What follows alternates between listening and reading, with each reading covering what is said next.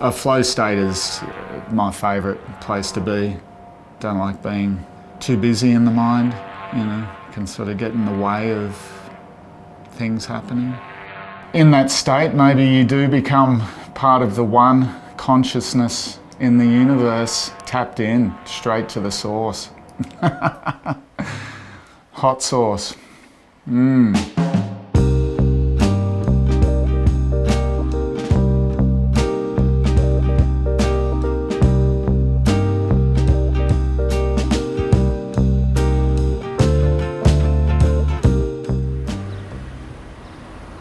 Totally buzzed to get the opportunity to come over here, and it's such a crazy zone with an interesting board culture and surfing culture. It's kind of been in the making for a while, so when Chris said come over, it's like cool, I can make time for that, come over and experience some awesome waves and cool city vibes.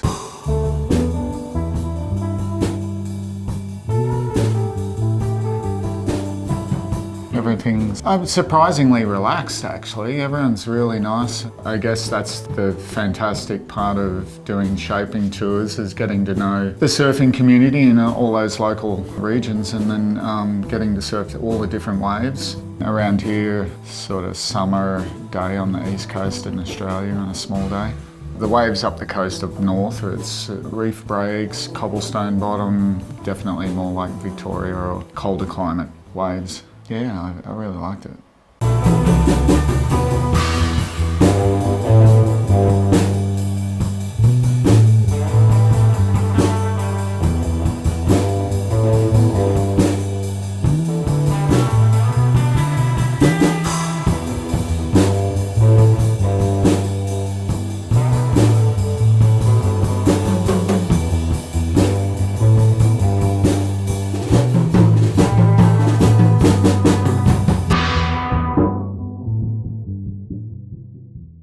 When I'm shaping, I usually have a really clear picture in my head before I shape the board, so you get all those elements together, the dimensions, and get the mathematics down in the board, and then actually a 3D picture in your mind's eye of how you want it to turn out.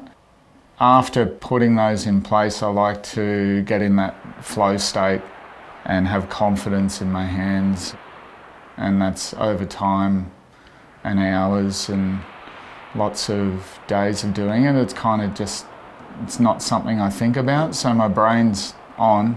I'm not completely null and void, but I'm totally in the moment, and you can lose time while you're doing it, just like surfing if you're having a good surf.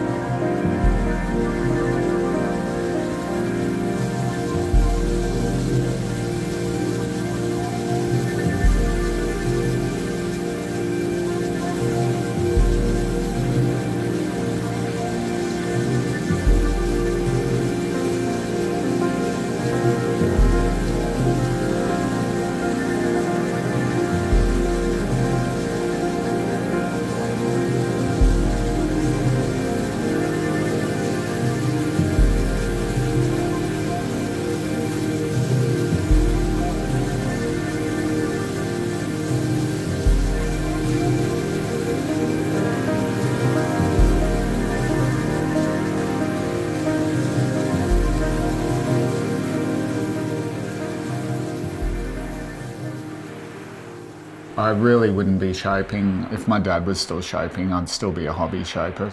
Dad had an accident in the surf actually at Duranbar and broke his collarbone, which killed a nerve that holds up your diaphragm. His left lung collapsed and he was finding it really difficult to breathe with a mask on, so he had to kind of give it up, and I was more than happy to continue on, not for the sake of a career move or anything, because I already had my career, but I was just totally passionate and into board design.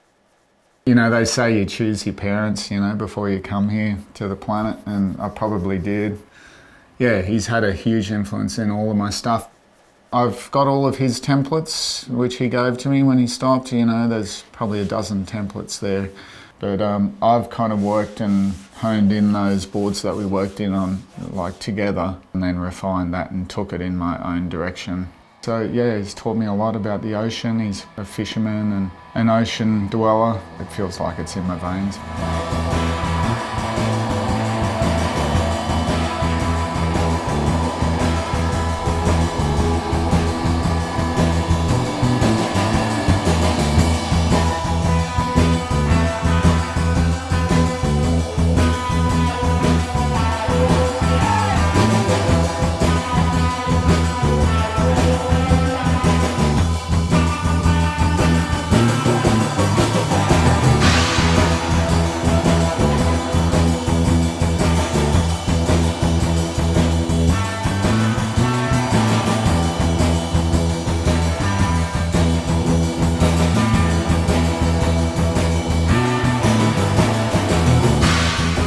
So many elements that come into board building. It's very fine work that's probably not really rewarded in cash flow that well, and we're not really doing it for that. I was paying bills with graphic design and fabric prints and in the clothing industry at the time, and I continued doing that and just took up the shaping for myself and friends, but there was no pressure to keep it going, and in fact Dad was always basically going, don't get into shape and it's not a good career move.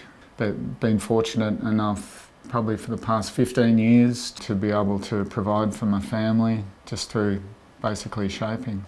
Just tried my best to get that balance. It's probably the hardest thing to do.